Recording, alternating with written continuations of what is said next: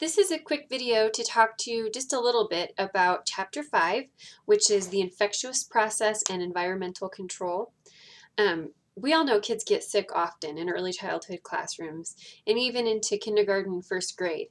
The reasons mentioned in the text for that are that they don't have the antibodies that adults have because they haven't been exposed to as many germs or viruses, and also because young children are explorers. They constantly have things in their mouth. And I remember looking at my kid one time. He was like 2. He's licking the bottom of his shoe at the doctor's office. Was like, good grief, they steal each other's sippy cups. So that being said, germs aren't the worst thing in the world. It's good for them to build up their immune systems, but you need to take some precautions, have some policies in place for how that'll look at your center or in your school so that they aren't constantly spreading these things. Often you don't know kids are sick until it's too late. That's why those health checks are really important. They can be in the incubation stage and start to show some signs.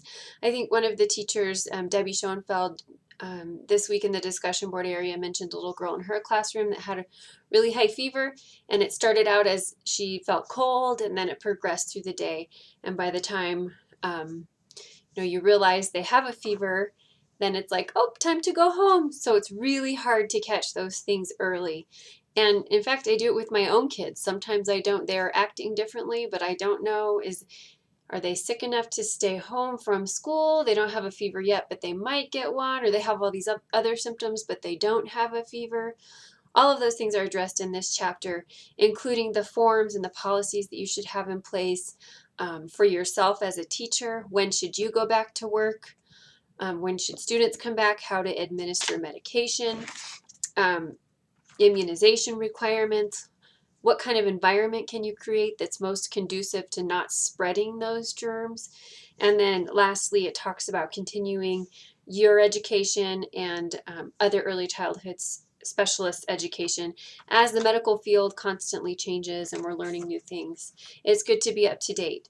Obviously, we aren't medical doctors. That was one of the questions on the last quiz.